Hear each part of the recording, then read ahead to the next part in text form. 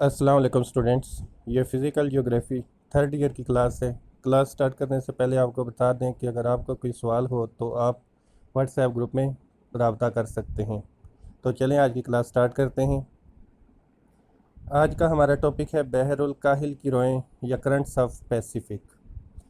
पिछले लेक्चर में हमने बहर ओकियानूस की रों के बारे में पढ़ा था। आज के लेक्चर में हम बहरुल काहिल की रों के बारे में पढ़ेंगे। बहर ओकियानूस की तरह बहरुल काहिल में चलने वाली रोएं भी एक मरबूत दायरवी निज़ाम बनाती हैं और इन रोओं के निज़ाम को भी दो हिस्सों में तकसीम किया जाता है। एक शुमाली बहरुल काहिल की रोएं और नंबर 2 जनूबी बहरुल काहिल की रोएं। अब हम इनको एक एक करके पढ़ेंगे। सबसे पहले आ जाती हैं शुमाली बहरुल काहिल की रोएं। शुमाली बहरुल काहिल में चलने वाली रोएं में से अक्सर रोएं गर्म पानी की रोएं हैं, जबकि कुछ रोएं सर्द पानी की रोएं भी हैं। मसलन शुमाली उस्तवाई रो एक गर्म पानी की रो है, जबकि कोरल की रो एक सर्द पानी की रो है। तो अब इन रों को हम तफसील से देखते हैं। सबसे पहले आ जाती है शुमाली उस्तवाई रो या नॉर्थ इक्वेटोरियल करंट।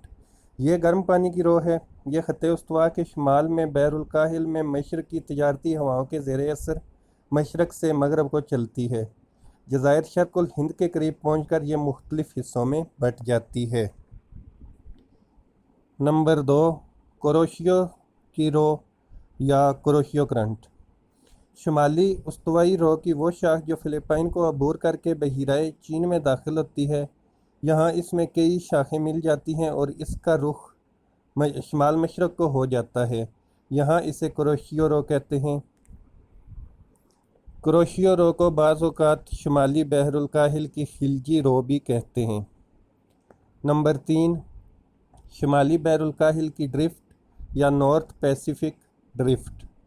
कुरोशियो की रो जब खुले समंदर में पहुंचती है तो इसका पार्ट काफ़ी चौड़ा और रफ्तार कम हो जाती है और इसका अमूमी रुख मशरक़ की तरफ होता है। यहाँ इसे शुमाली बहरुल काहिल की ड्रिफ्ट कहते हैं। जब ये बहरुल काहिल को अबूर करके शुमाली अमरीका के मगरबी साहिल में पर ब्रिटिश कोलंबिया के करीब पहुँचती है तो मुख्तलिफ़ शाखों में बँट जाती है। नंबर 4 मुनकलिब इस्तवाई रो या काउंटर इक्वेटोरियल करंट।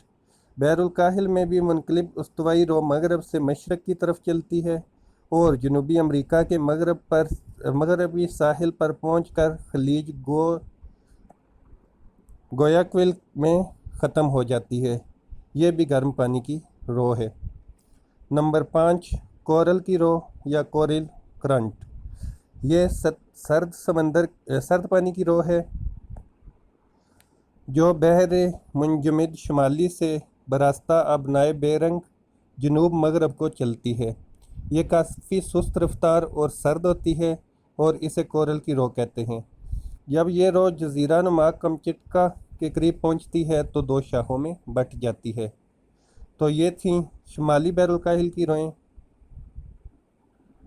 जनूबी बहरुल काहिल की रोएं या साउथ पैसिफिक करंट्स।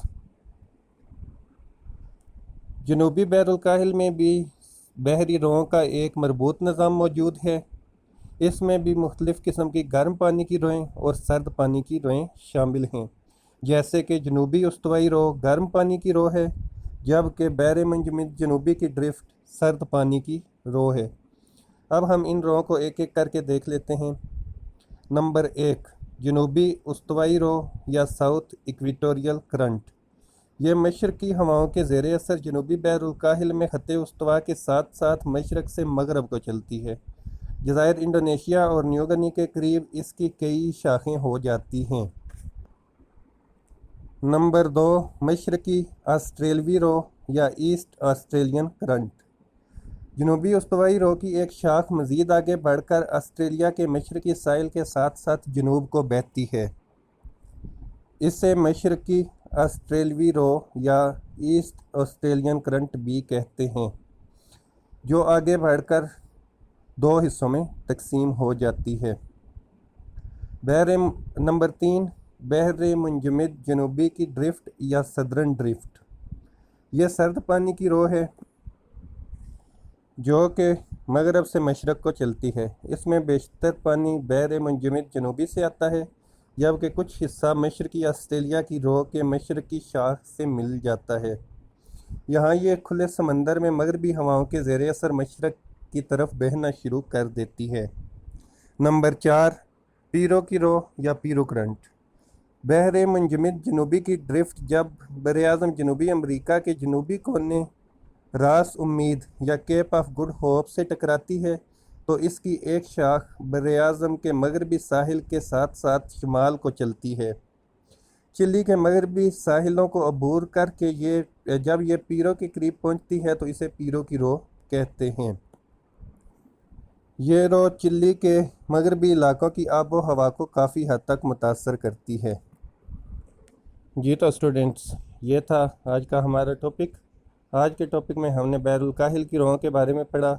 آنے والے ٹاپک میں ہم بحر ہند کی روؤں کے بارے میں پڑھیں گے۔ اگر آپ کو کسی قسم کا کوئی سوال ہو یا کوئی بات سمجھ نہ آئی ہو تو آپ اپنی کلاس کے واٹس ایپ گروپ میں رابطہ کر سکتے ہیں۔ Thank you very much.